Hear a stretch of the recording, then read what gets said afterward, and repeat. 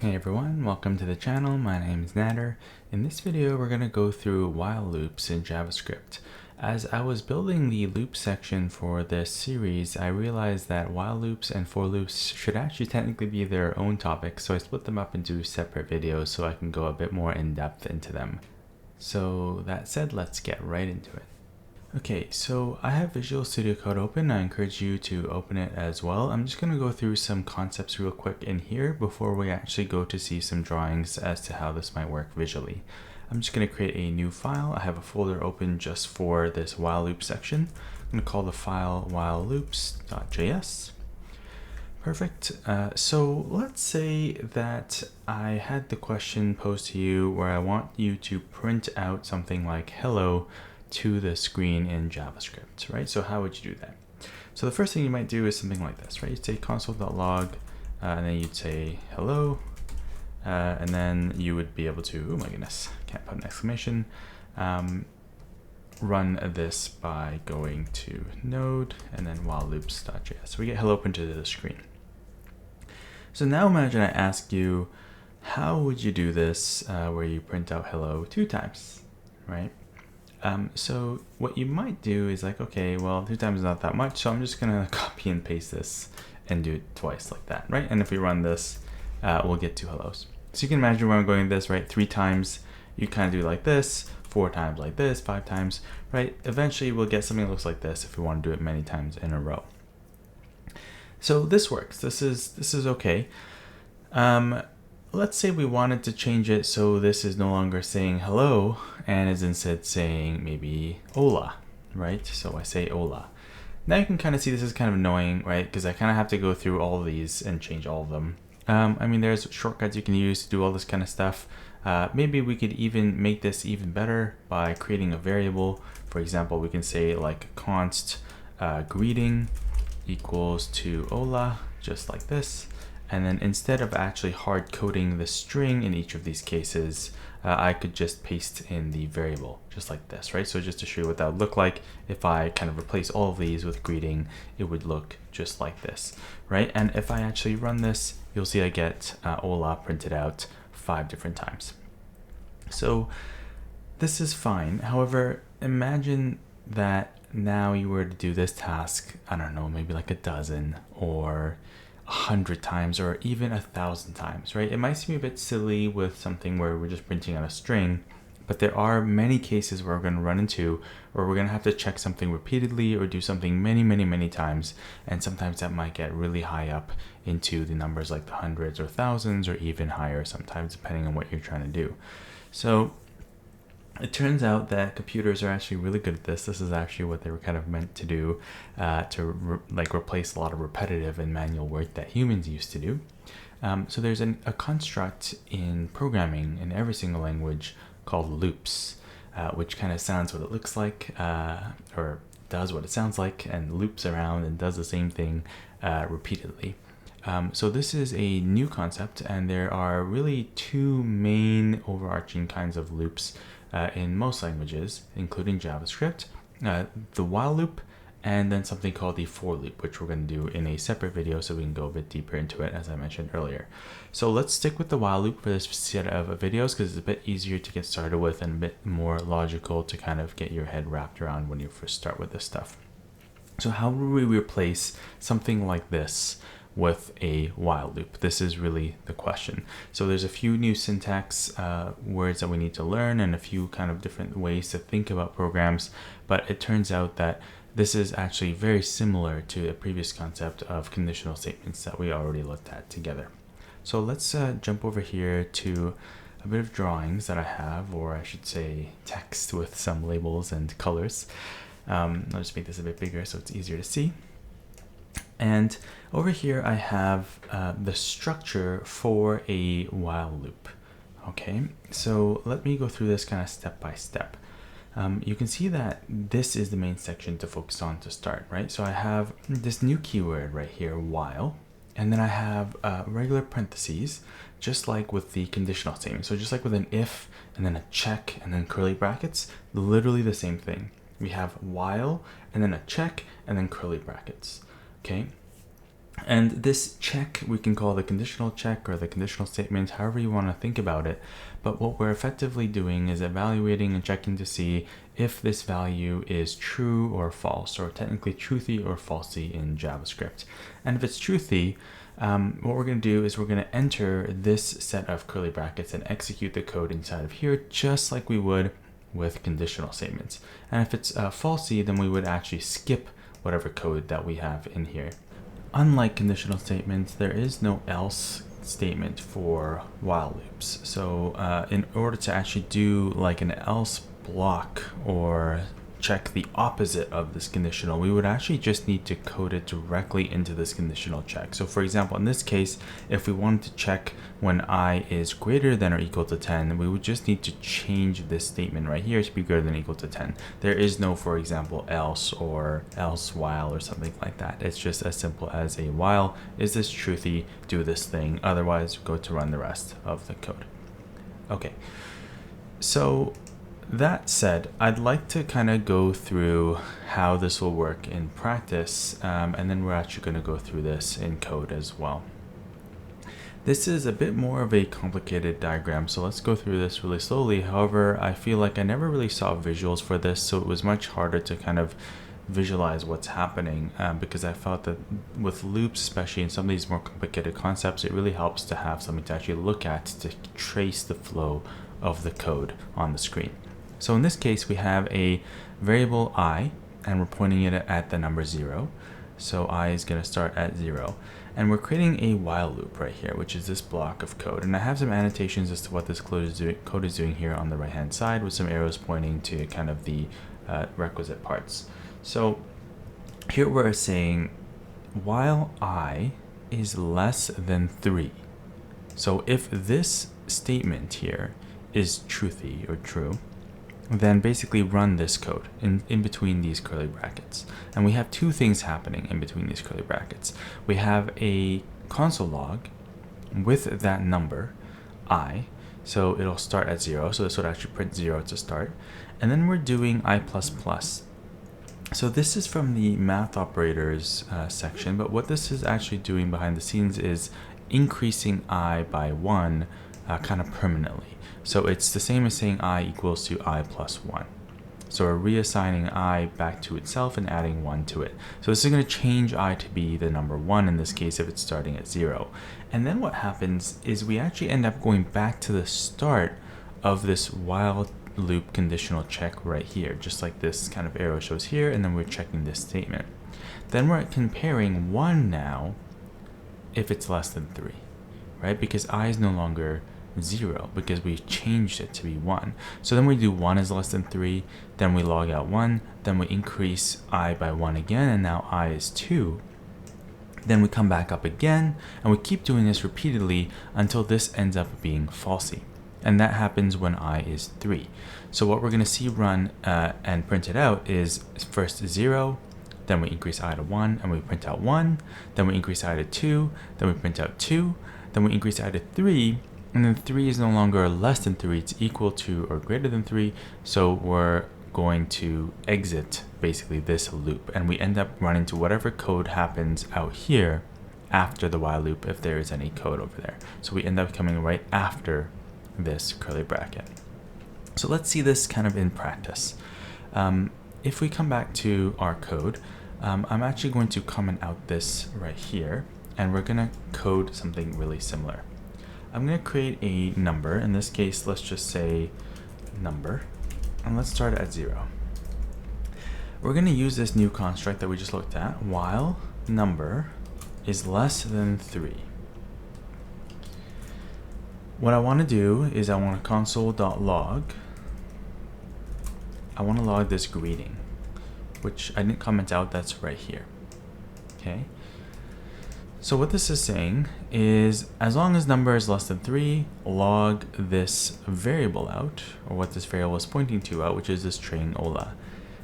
If you actually look at this, you'll notice that I missed a step here. I actually didn't increase number or change number in such a way that this eventually becomes false.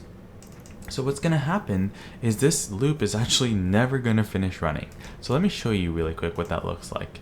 So if I open up my terminal here, and I run this file, you're going to see that it just ends up printing Ola, Ola, Ola, Ola over again nonstop. And it actually just keeps printing. And if I was to scroll up, you can see this scroll bar right here. I just have Ola, Ola, and a whole bunch, and eventually kind of it takes over my terminal, right? So maybe this happened a few thousand times probably, right? So the reason that is that we started number at 0.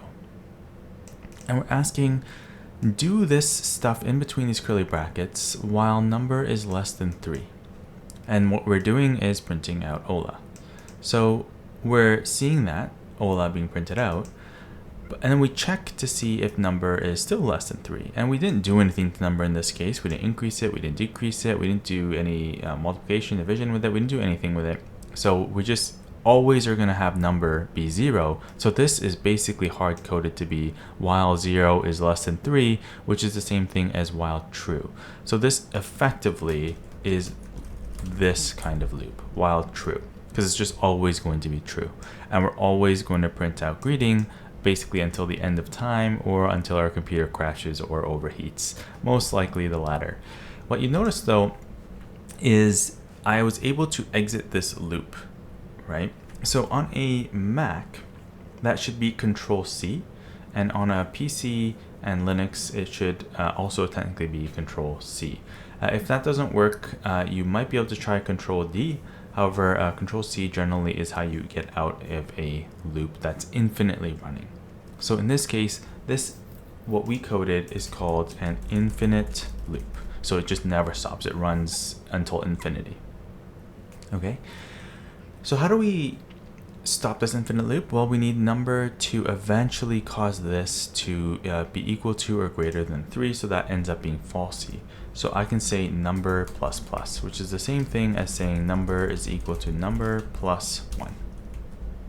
Okay, let me just get rid of these annotations really quick, just so it's really, really clear.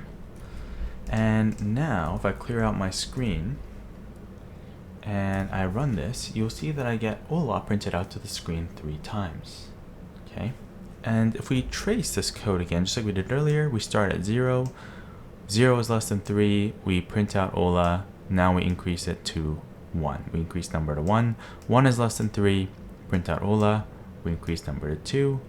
2 is still less than 3 for the last time, print out Ola for the last time. Now number is 3, and as soon as 3 is in number, or what number is pointing at, 3 is not less than 3. So then that becomes false, and we can come down here to whatever code we have after the while loop. Okay, so that said, let's go back to see kind of another visual that might help really clarify how this works. So this is exactly what's happening behind the scenes inside the computer. We're having a statement that eventually causes this check right here to be falsy, and we're going to jump to the code after the loop. Okay, so as soon as that case is hit, we skip any of this code, we do not run this code anymore, and we come right down to after the loop if there's any code down there. In my case, I didn't have any code, but if I was to show you what that looks like, maybe I print out all done, just like that. And what I would get is I would get Ola printed out 3 times, and then the code after the while loop, which in this case is this console log here being printed out, and any other code down here if we wanted to print it out being printed out as well. Okay, perfect. Now there is an extra word that I would like to introduce in this video, since while loops are a little bit shorter than the for loops, and that is this word right here, the break keyword. This is a keyword that we can only use inside a while loop or a for loop, which we're going to learn next. We can't use break anywhere else. So this keyword kind of does what it sounds like. And we'll go through this visual, but hopefully it kind of makes sense just looking at this. This allows us to exit a loop prematurely based on our own kind of condition, right? So in this case, as soon as this break keyword is seen or executed by JavaScript, we actually immediately jump to the code after the loop, just in the same case as when we fail this check. All right, it's so immediate that if there was any code after the break that would normally have run in that loop iteration, it actually gets skipped. Okay, so in this case, this loop is actually only going to run really like half a time, I guess you could say. So let's walk through this. So we would start I at 0 here, just like before in our previous example. And we're going to ask, is I less than 3? And that's true, right? 0 is less than 3. Then we're going to hit this statement, console log I. So we're going to console log 0. But then we have this new keyword, the one that I just mentioned, that's break. And that is what we use to get right out of the loop. So we're prematurely ending this loop, and we're jumping right down here to the code after the loop. So we actually never even increase I again. We never even have to come back up here to check I with 3 again. We just log 0 one time, and then we just jump right to the code after, and nothing will get logged from this code block, from this while loop code block ever again in this case. So this might seem kind of strange. There are many cases where this is actually used in practice. That case I showed you before of an infinite loop, where it's effectively a while true loop, is an especially good case where we'd want to use a break keyword. Otherwise, we would never be able to exit a loop. There are many cases in programming where we would want to loop some indeterminate amount of times that we don't know ahead of time, so we just basically loop almost forever, quote unquote, or until something happens from the user or from the internet or from somewhere, and we kind of hit this break keyword or something similar to a break keyword, and then we can kind of go on and run something else outside the loop. Okay, so let me just show what that looks like. I'm going to create a new file so we don't get too cluttered. Call it break.js. Clean this up for now. And let's do a let counter equal to 5. And we'll say while the counter is less than or equal to 10. Then we want to console.log out the counter. And then we want to break. And then we want to console.log increasing counter. And then we want to do counter plus plus. Okay. My editor seems to be smart enough with an extension I've installed that it actually kind of grades these out a little bit or puts them in a slightly duller color to really give me an indication that, you know, it's never ever going to hit these lines of code. Your editor may or may not do that depending on what extensions you have installed, what version of Visual Studio Code you have installed.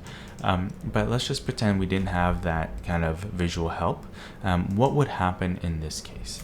I'm just going to add a log down here. I'm going to say thanks for playing, and we'll leave it as that. So in this case, we have counter starting at or pointing at the number 5 to start. And then we're asking the question, is counter less than or equal to 10? Well, yes, 5 is definitely less than or equal to 10. So we actually enter this while loop right here. We're going to console log out the counter, which we just said is 5. So we're going to log that out. But then we hit this break keyword. And as I mentioned, break allows us to prematurely exit the loop right away. We don't execute anything after the break. So these 2 lines of code after the break, in my case lines 6 and 7, will never ever run because the break happens and bumps us down to line 9 and line 10 and 11 right here after the loop. Okay, so if I run this, let's just clear this console, see what happens if I run break.js. You can see that I get 5 being printed out and then the thanks for playing, which is what happens after the loop. Okay, so this is what happens in the case of a break. I just want to show you a more practical example of where this might be used. So if I create another file real quick, I'll just call this break-2.js. I'm going to create a variable, let's call this score. Let's start at 0. I'm going to say while true. So if you look at this right away, you might be like, well, this is kind of weird, right? Like, what is the point of this loop? Because it's just always going to be true. We're never going to be able to get anything other than true in this expression. So this loop is just going to run forever, right? And that's true. This is actually an infinite loop, right? So technically, this is an infinite loop, especially right now. Okay, So I'm going to console log out inside the loop. Okay, and down here I'm going to say console.log done the loop. Lop. Okay, so if I was to run this right now, you can even see my editor again is kind of giving me a little hint. It's like, hey, so you're never actually going to get a chance to come after the loop, because this loop is either going to crash your computer or it's never really going to end. So you're never going to go beyond line 6 in this case, because this is never going to be false. It's always going to be true, and we never ever get to the end of this loop. It's an infinite loop. It never ever ends. Okay, so if I run this, just so you can see kind of the behavior, this is going to be break-2. Again, to exit an infinite loop, Control C or Control D. Sometimes, actually, I don't think Control D always works, so I'm just going to go with Control C. You can see that I exited the loop with Control C because it was infinite, and it just kept running, and it would just run forever. I actually technically crashed my computer until I actually stopped it manually with this Control C keyword command. Make sure you have the actual terminal selected, by the way, when you're doing Control C, so you send a signal to the terminal to stop the program. Okay. So how is this useful? Why would we ever want this while true infinite loop?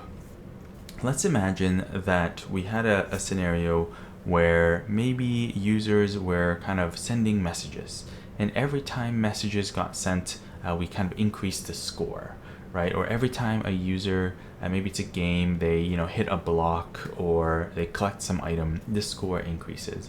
We don't know when that's going to happen. It might never happen, but eventually it'll probably happen in this game. Let's say that when the score is 3, that they win the game, for example, and they can exit this loop. Okay, in that example. Or when the score is 3, we can stop this messaging system for whatever reason. So there's many cases that we would want to have an infinite loop and then stop it after these events stop happening. So how would we do this, right? We would need a way to stop the loop, and we know that way is the break statement. But we know that if we run this, so if I run this like this, and I kind of rerun my program, you'll see that this actually allows us to get after the loop, but it only runs one time, right? I wanted to make it so this runs 3 times, or when score is 3. I actually don't know when it's going to happen. So we can actually combine our previous knowledge from conditional statements with this while loop, and with also any loops like for loops in the future, which we're going to learn. And this is where things get really, really interesting. So I can say if score is greater than or equal to 3, then I want to break, just like that, right? And if score is not greater than or equal to 3, then I want to increase the score by 1, for example, right? This doesn't have to happen right away. There are ways to make it kind of delayed and happen later. But for now, let's just imagine that it just goes up by 1 every single loop. But the key here is this series of lines of code right here. If the score is greater than or equal to 3, then break. All right. This is different than what we saw previously because this conditional is inside of this while loop. So we're going to ask this question every single loop iteration, right? And since this is an infinite loop, this is going to keep asking the question theoretically infinitely, or until it's false, and then we end up hitting this break, right? So let's run through this before I actually show you what this looks like when we run it. We're going to say while true. We're going to print out inside the loop. We're going to ask is score greater than 3? It's not. So we're going to skip all of these lines of code. We're going to skip 7, 8, and 9. Or actually 8, 9 technically. We run 7 because we need to check, but we skip the break, and we can skip line 9 because we don't need to look at that. But we increase score, right? So every loop we seem to be increasing the score by 1. So now we have score be 1. This check is always true. So we're not checking score in the while loop anymore. We kind of removed it from there. So we don't even have to check anything there. We can just enter the loop again. And we can print this out again inside the loop. And now we're asking is 1 greater than or equal to 3? And it's not, so we skip. We come back down here, we increase it to 2. We know that it's infinite loop, so we just come back right up here to the first line of the loop, and then we run this line inside the loop again. And then 2 is not greater than or equal to 3, so we don't have to come in here. Then we increase score to 3, And now things will get interesting. We're inside the loop again. Once we come back around once for the last time, if 3 is greater than or equal to 3, which is true, it's equal to in this case, which would make this truthy, or true explicitly, we enter this brackets, right? We enter these curly brackets and we execute line 8 in my case, which is the break statement. And that is going to break us out of this infinite while loop and pump us down to whatever comes after line 12 in this case, which is 13 and 14 and 15. So we're actually going to get done the loop after we see this printed out 3 times. So let's see how that works. 4 times. I was actually wrong because of the equals. So this happens because we start at 0 and we're not starting at 3. So kind of wrap your mind around that a little bit and try to see how this will be useful. Combining these infinite loops sometimes with these conditionals can be very helpful in certain scenarios. Sometimes you also want a different condition here that's not an infinite loop, that's checking maybe for something else. Sometimes you can actually get rid of the conditional altogether and just check that in here by itself. In this case, we could have done it, but in other cases, that is not always true, right? If we don't know when score is changing, or there is kind of more complex things happening alongside all of this scoring, then we just want to keep running this code until something happens. And then when that thing happens, then we can finally stop this loop depending on our scenarios right here. And what's really, really interesting with these break keywords is that we can actually have as many of these as we want, right? So I can actually have something like if score is exactly equal to 2, then we can maybe also break, right? And I can have as many of these as I want inside of the loop, and we can check for various different kinds of things. This is also where it would get a bit funky to create all of these cases inside the while loop right here. So it can be very helpful to have these conditions in here and control when we break out of the loop, but still have an infinite loop. This is, I've already mentioned many cases where this is useful, but for example, once we get to web development, a web server is something that's listening for requests coming from a client, and it just sits there infinitely in this infinite loop, waiting for these requests to come in, because maybe someone's going to check your website at 1 a.m., maybe someone's going to check your website right in the middle of the workday, you never know, so you always kind of want to be ready to accept and respond to that request. And you just have an infinite loop basically running, waiting to respond as soon as someone comes to you, and then some condition ends up being true, and you can give them back some message, for example, right? So there's many cases like that. Also in game development, these infinite loops are used to show the screen and render sprites on the screen and run code every single frame of the game, for example, or every game loop. So there's many cases in programming where these loops are useful, whether infinite or not infinite, and actually controlled directly. So hopefully that was useful. What we're going to do in the next video is go through another type of loop, which is called the for loop, which is a little bit more syntax heavy, which means we're going to have to kind of write a lot more to make it work, which is why we looked at the while loops first. But before we get to that, I'd actually like to get a bit more practice with while loops. So we're actually going to do an exercise set together in the while loop section, and then we're going to do the same for the for loop section once we get to the for loops videos as well together. If you enjoyed this video and you found it valuable, like the video and subscribe to the channel as well. I'd love to hear in the comments what you think, if you've used these before, if you found them useful, or if anything I said in here seems kind of funky or doesn't really make any sense. I would love to elaborate more and explain in the comments. I'll see you in the next video.